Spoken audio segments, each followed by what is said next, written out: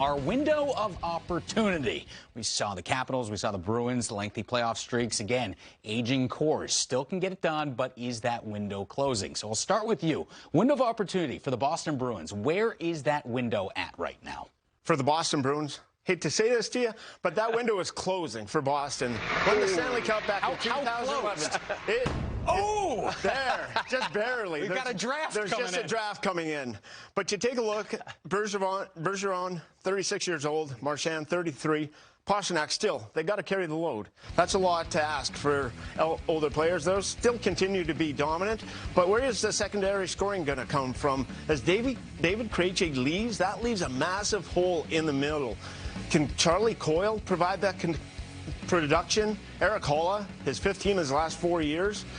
Smith did have a good year last year. Taylor Hall, they hope that he can bounce back, get close to that MVP form. Jake DeBrusk, he had a brutal year as far as he goes. So with the secondary scoring, third and fourth lines, I don't believe that it's going to be there for Boston. Defensive core, McAvoy, he's a stud, could be a Norris Trophy candidate, and some of their other players, but also Tuukka Rask, the hip surgery. Don't know if he's going to be back, so he goes Swayman and Ullmark in goal. Still good goaltenders, but are they proven goaltenders? Can they get it done? They won that Stanley Cup. They've been there in 2011, been there once since, and they just haven't gotten it done. I don't foresee them getting it done this year. They're just going to have to rely on their top players too much. At the end of the day, there's just not enough balance throughout that lineup for Boston to get in there. They can maybe get into the playoffs, but getting to a Stanley Cup final and winning it, not a possibility. Yeah, you said it perfectly right. You cannot be a one-line team in the NHL these days. You need to have the depth scoring, and Krejci is the biggest loss for them. Charlie Coyle, can he get it done? I don't think he's going to be the 30-goal guy and the 70-point guy. He might get 45, 50 points, but I don't think that's going to be a big enough push for them. And then, obviously, Jeremy Lauzon, the young kid in net. It's hard to replace a Tuukka Rask, who's been there for so long. He's played in the big Swayman, who's been there so long. So the question mark is in net. Can they do it? But up front, they have the one guy, the one line, the perfection line. They are perfect when they're out there doing their thing, but I don't think they're deep enough. All right, let's go to the Pittsburgh Penguins, as we mentioned, trying for 16 consecutive playoff appearances. A couple of big injuries to Malkin Crosby to start this season. Gensel out, Zach Aston Reese out opening night. Scotty, oh my goodness.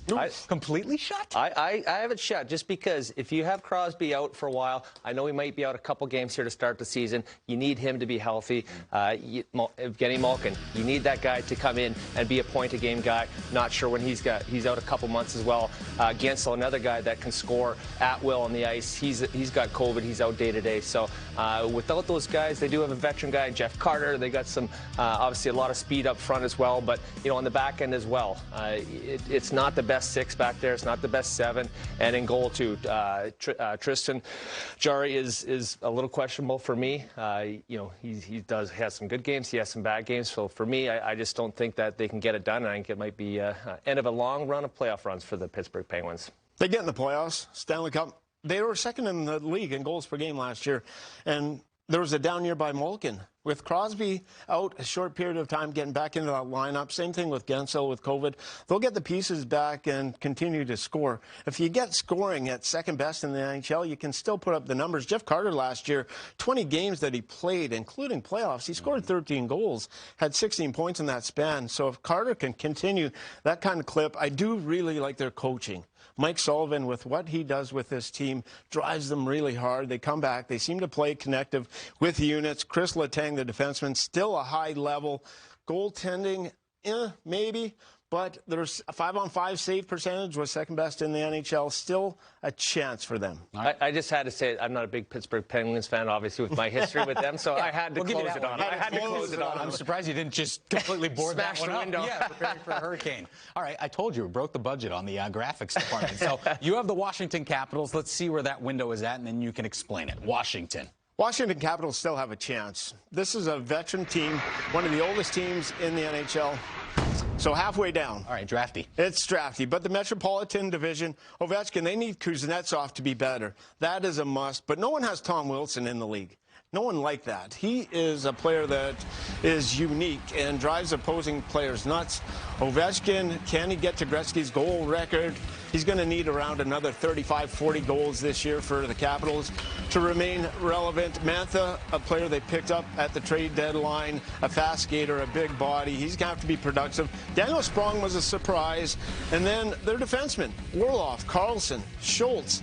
Those guys can push the play, and the winning percentages for them as they've won that Stanley Cup and then lost in the first round 3 years since. There's still a chance for this team. Samsonov and Vanacek, the goaltenders, are going to have to rise, take it to another level. But I still look at their lineup. It's deep, it's aging. They do have the oldest defense core in the NHL, but that is a lot of experience, and experience tends to get it done.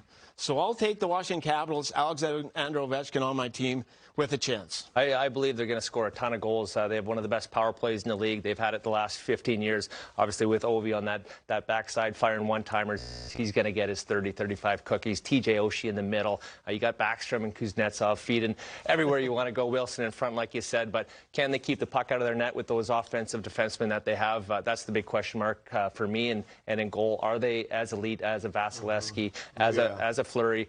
Can they do it? I don't believe so. All right, we'll find out in due time. Meanwhile, let's talk about the Canadians and where their window's at. This is the team that shocked everybody, went to the Cup final. Is that window already closed, Scott? It's done.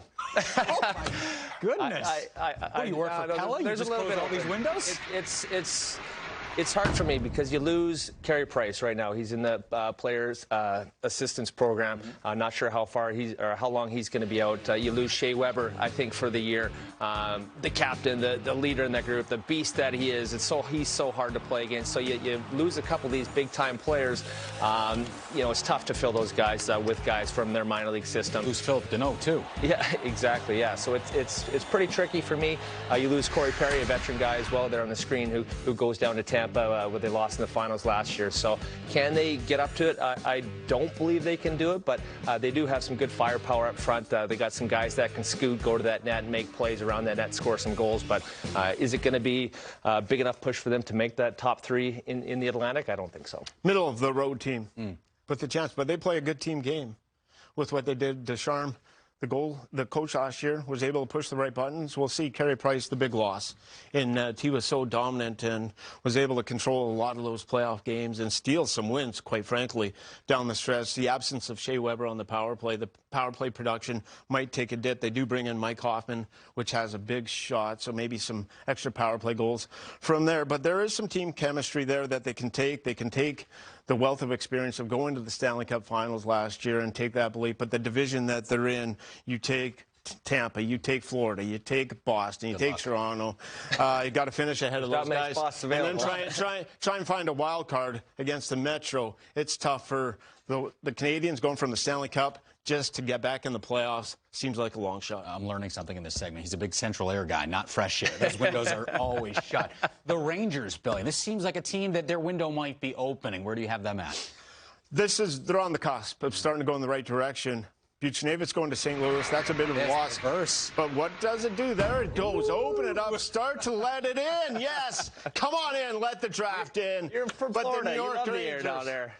With this new guys and Igor Shesterkin, the goaltender, I believe that he has a chance to be a Vezina Trophy finalist. Adam Fox, the Norris Trophy. Keandre Miller, a good up-and-comer. And then Lafreniere and Kakko, the two youngsters. With Buchnevich going out, Lafreniere and Kakko, if these guys are what they're supposed to be, a first overall pick and a second overall pick, if they're supposed to be studs and get slotted in on that top line and get extra minutes, then these guys, their production value should rise. And there's also Kravtsov, a youngster that came on board late in the season that has a ton of potential. So this lineup is riddled with what I would say potential to go the right direction. And Gerard Gallant, the coach, when you watch Vegas play in that inaugural season, no one had a better transition game. No. And he says they want to push the pace and they want to play fast. Well, they have the defensemen to do it, and they have the young forwards up front that can push that pace and play that way. So if Kakko and Lafreniere take the next step under really good guidance and tutelage from the coach, Gerard Gallant, with the goaltending, the New York Rangers surprise some people. And then, to me, they were one of the teams that maybe knocked some of those teams out and get in the playoffs. Yep, Ryan Reeves for me, that's one of the best signings of the summer for the New York Rangers. They got dominated by Tom Wilson in that one scrum when he was smashing Panarin's head and going after him. So they needed to toughen up. They got hit that in Reeves, and you know, they do have the young skill, like you said. Just to reiterate what you were saying, they need the Kakos, they need Lafreniere to get going, to get those 50, 60 points to support your Panarins, Zibanejads, Kreiders, those guys who are always consistent that are going to get those 20, 30 points. And it's, you know, having Terry Panarin, the best player, one of the best players in the NHL. So fun to watch. So they definitely have the leadership to do it. High expectations in New York. We'll see how it plays out this season for the New York Rangers.